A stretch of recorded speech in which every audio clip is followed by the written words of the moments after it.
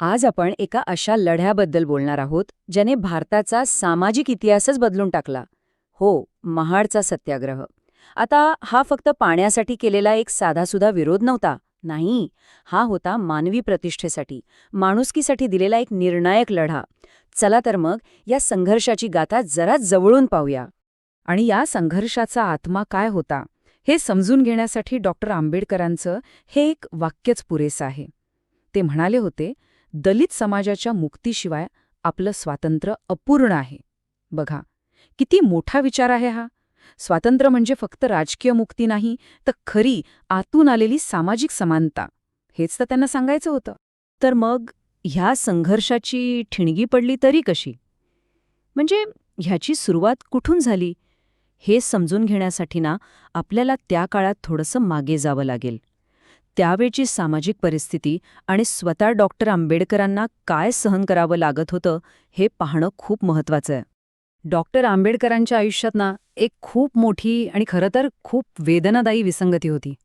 म्हणजे बघा, एका बाजूला त्यांचं शिक्षण काही सामान्य नाही, विदेशातून अर्थशास्त्रात डॉक्टरेट, बरोडा संस्थानात ते मंत्री होते, मुंबईच्या सिडनहॅमसारख्या प्रतिष्ठित कॉलेजमध्ये प्रोफेसर होते.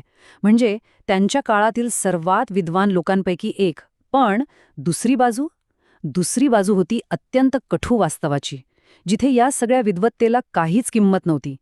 तिथे त्यांना केवळ त्यांच्या जातीमुळे अस्पृश्य म्हणून रोज अपमान सहन करावा लागत होता. आणि हा अपमान काही एकदा दोनदा झाला असं नव्हतं. ही अस्पृश्यता म्हणजे क्रूर, अमानुष सामाजिक व्यवस्था होती. विचार करा, जन्मामुळेच काही लोकांना अपवित्र ठरवून त्यांचे सगळे मूलभूत मानवी हक्कच नाकारले जायचे. मंदिरात प्रवेश नाही, काही रस्त्यांवरून चालता येणार नाही, राहायचं तर वेगळ्या वस्तीत, आणि सगळ्यात भयंकर काय तर सार्वजनिक टाक्या आणि विहिरींमधून पाणी भरण्यावर बंदी. पाणी, जे आपल्या सगळ्यांच्या जीवनाचा आधार आहे, तेच नाकारलं जात होतं. म्हणजे एक प्रकारे त्यांची माणुसकीच नाकारली जात होती.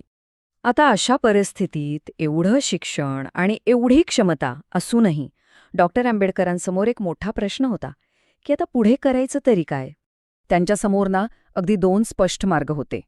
पहिला मार्ग होता वैयक्तिक सुखाचा, म्हणजे आपल्या शिक्षणाचा वापर करायचा, भरपूर पैसा कमवायचा आणि एक छान आरामदायी आयुष्य जगायचं. कुणी त्यांना काही बोललं नसतं. पण दुसरा मार्ग होता संघर्षाचा, त्यागाचा, आपल्या समाजाच्या, आपल्या लोकांच्या मुक्तीसाठी आपलं अख्खं आयुष्य पणाला लावण्याचा. आणि तुम्हाला तर माहीतच आहे, त्यांनी कुठला मार्ग निवडला? हो, तोच दुसरा, सगळ्यात कठीण पण सगळ्यात महत्वाचा मार्ग, संघर्षाचा. आणि त्याची सुरुवात झाली 1924 साली, जेव्हा त्यांनी बहिष्कृत हितकारिणी सभेची स्थापना केली. आणि इथे एक गोष्ट खूप इंटरेस्टिंग आहे. या सभेत फक्त दलित समाजाचे लोक नव्हते, तर समानतेवर विश्वास ठेवणारे अनेक उच्च जातीचे सदस्यही होते. हेच तर त्यांच्या सर्वसमावेशक लढ्याचं पहिलं एक मोठं संघटित पाऊल होतं.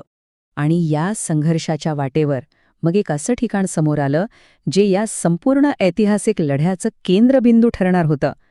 हो, तेच महाडचं चवदार तळे. आता इथला संघर्ष होता तरी काय? तर तो होता कायदा आणि वास्तव यांच्यातला. म्हणजे बघा, 1924 साली सरकारने कायदा पास केला होता की सगळे सार्वजनिक पाण्याचे स्रोत म्हणजे विहिरी, तलाव हे सगळ्या नागरिकांसाठी खुले आहेत. त्यामुळे कायद्याने तर महाडचं चवदार तळे हे सगळ्यांची मालमत्ता होती. पण प्रत्यक्षात काय घडत होतं? तिथल्या सवर्णांनी आपला सामाजिक बहिष्कार तसाच चालू ठेवला होता. चुकून जरी एखाद्या दलिताने पाणी घ्यायची हिंमत केली ना, तर त्याला भयंकर शिक्षा व्हायची. म्हणजे कायदा फक्त कागदावर होता, जमिनीवरचं वास्तव मात्र पूर्णपणे वेगळं होतं. आणि अशातच एक टर्निंग पॉइंट आला. महाडचे तेव्हाचे नगराध्यक्ष होते सुरेंद्रनाथ टिपणीस. त्यांनी स्वतः पुढाकार घेतला आणि डॉक्टर आंबेडकरांना पत्र लिहून महाडला बोलवलं या आंदोलनाचं नेतृत्व करण्यासाठी. हे एक निमंत्रण नव्हतं फक्त, ही एक संधी होती, कागदावरच्या हक्काला सत्यात उतरवण्याची एक मोठी संधी. आणि मग तो ऐतिहासिक दिवस उजाडला. एक असा दिवस ज्याने भारताच्या सामाजिक इतिहासाला एक नवी, एक क्रांतिकारी दिशा दिली. तारीख होती 20 मार्च 1927. लक्षात ठेवा ही तारीख. हा फक्त एक कॅलेंडरवरचा दिवस नव्हता. हा सामाजिक समानतेच्या लढ्याच्या इतिहासात सुवर्ण अक्षरांनी कोरलेला एक दिवस होता. जरा डोळ्यासमोर आणा ते दृश्य. हजारो लोक महाडमध्ये जमले आहेत. तिथून एक शांत, एकदम शिस्तबद्ध मिरवणूक निघाली आहे चवदार तळ्याच्या दिशेने. आणि त्या मिरवणुकीच्या सगळ्यात पुढे कोण आहे? तर स्वतः डॉक्टर आंबेडकर. ते तळ्याच्या काठावर पोहोचतात, खाली वागतात, आपल्या ओंजळीत ते पाणी घेतात आणि पितात.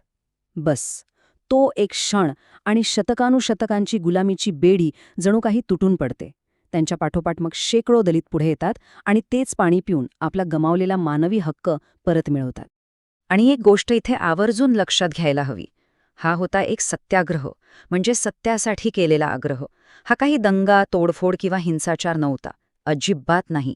उलट आपला मूलभूत नागरी आणि नैतिक हक्क मिळवण्यासाठी वापरलेलं ते एक नवीन, शक्तिशाली आणि शांततेचं शस्त्र होतं.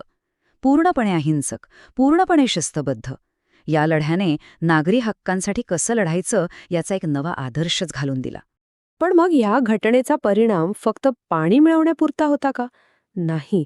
त्याचे परिणाम खूप जास्त दूरगामी आणि खोलवर रुजणारे होते. डॉक्टर आंबेडकरांनी स्वतःच हे स्पष्ट केलं होतं. ते म्हणाले, हा लढा फक्त पाण्यासाठी नाहीये. त्यांचा मुद्दा खूप मोठा होता. तो हा होता की निसर्गाच्या प्रत्येक संसाधनावर, मग ती जमीन असो, जंगल असो की पाणी असो, प्रत्येक माणसाचा त्यावर समान हक्क आहे. पाणी तर फक्त एक प्रतीक होतं त्या मोठ्या लढ्याचं. आणि विचार करा, हाच सिद्धांत आजही जगातल्या कित्येक तरी सामाजिक आणि पर्यावरण चळवळींचा आधार आहे.